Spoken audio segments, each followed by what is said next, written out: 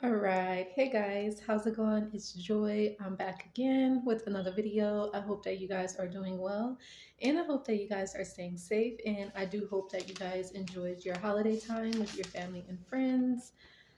All right. It feels like it's been a while since I've been on the video, but I'm here, you guys. If this is you guys' first time watching, welcome. This channel is called Live Narc Free, where it is all about getting free and staying free after dealing with narcissistic abuse. Okay, so you guys, I have a different topic here, and I would love to get you guys' feedback, and I would love to know what you guys think on this, and if you have dealt with this or you know someone that's dealing with this. But we're going to be talking a little bit about, if you are dating someone and, maybe this person has experienced narcissistic abuse and you may want to know like how to cope or how to support your partner or how to be there for them and how to be more understanding and how to be more mindful. um, Maybe this is a video for you, or maybe you guys can watch this video together, so you guys can kind of get on the same page to understand like what the abuse is all about, or how to um, be more of a supportive partner to the person that has experienced narcissistic abuse. So basically, one of the things, many things that you want to keep in mind if you are dealing with someone that has experienced narcissistic abuse is that you might want to just be patient and understand that they may have a lot of things that they're dealing with, whether it's mentally, emotionally, psychologically, internally, especially after dealing with abuse. Depending on how long they experienced it for, it could be severe or it could be moderate or it could be, not as bad, but there's still abuse there.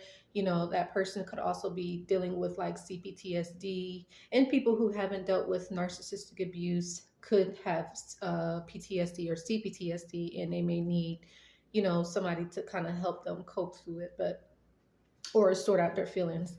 But yeah, so like, if you're dealing with someone that has experienced narcissistic abuse, you definitely just want to be patient. You want to just, be kind. You want to be the type of person where you're like an active listener, not like listening to judge or to criticize or to ridicule, but listen to understand and to listen to gain awareness and listen to just to hear their perspective and stuff like that. And even if you want to do research on narcissistic abuse, you could watch more of my videos to kind of understand what the abuse is all about. Now, the thing about it is like whoever you're dating or dealing with or your partner, they're not a narcissist in particular, but they could have been around a person that was a narcissist, whether if it was like their parent, it was a friend, or it was like a distant family member, or like a boss or coworker or stuff like that. And in some cases, though, because of the person being around the narcissist for quite a while, they could have picked up the tendencies. This is not for everybody, but certain people may have picked up certain characteristics and traits because they have been around the narcissist for so long, or they could normalize the abuse or normalize the behavior of the narcissist, or they could kind of grow or to accept, mistreatment or misbehavior from others, or they could be, expecting you to do the same thing, so you just kind of want to keep that in mind. And I guess another thing is you might want to, try to reassure your partner, not like constantly, because, you don't want to be like codependent, but if your partner comes to you and maybe they're having like an off day, you just want to be that type of partner or spouse where you can just like reassure them, make them feel secure and just like really be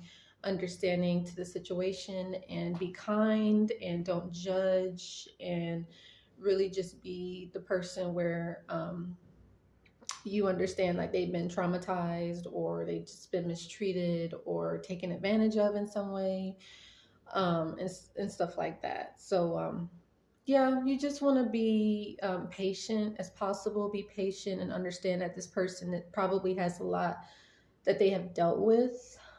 They may or may not open up to you as quickly, but they probably will in due time and share the experience. And they're probably hoping that you don't take advantage of their vulnerability. Hopefully you don't, just saying.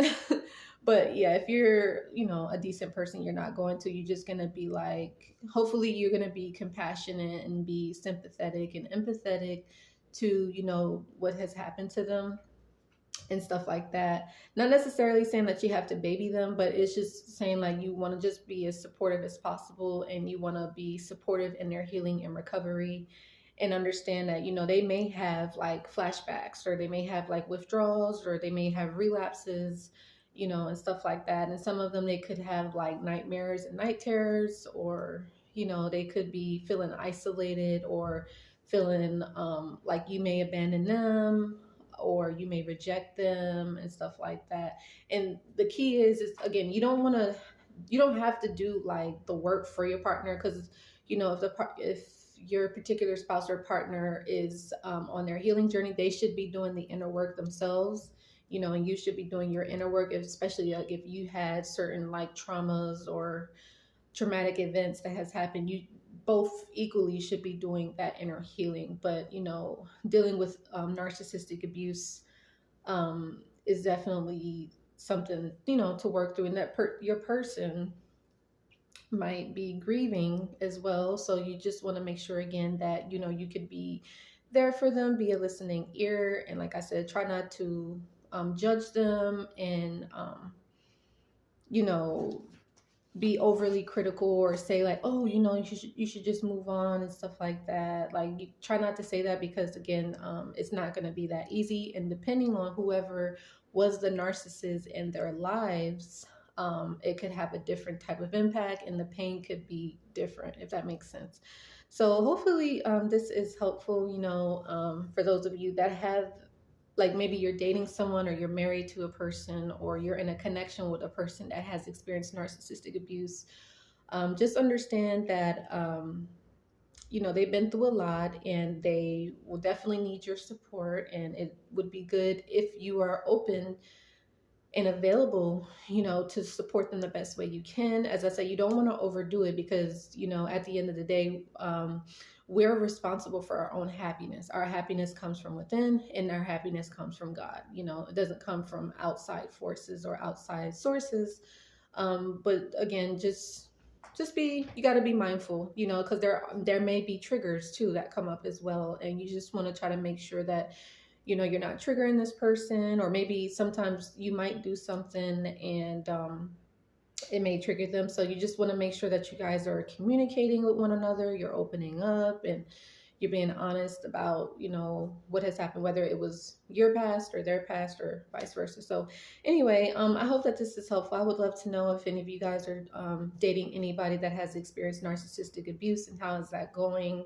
And you can have some cases where the person has dealt with narcissistic abuse, and they have, you know, moved on from it. And from time to time, it may be like certain flashbacks, or, you know, they may get hoovers from the narc here and there, but, you know, they're good. But then you could have people that are fresh out of it, you know, or even if it's been many, many years, they could still, you know, it's like a memory, you know, it's almost like the, like I said, the CPTSD, like, you go through an experience, and it's almost like you can't forget about it, you know. So, but it's like you learn how to cope with it, like you cope with the pain or whatever, or you manage it and stuff like that. So anyway, I hope that this is helpful for those of you that are dealing, or have a partner or a spouse that has dealt with narcissistic abuse. Understand that it's nothing that you're doing is wrong.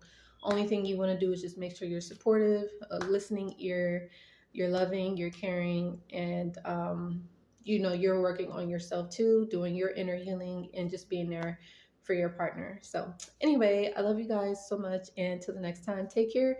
Make sure that you guys do like, share, and subscribe, and make sure that you do share this video with someone. Maybe it can help and bless them. All right, and till the next time, take care.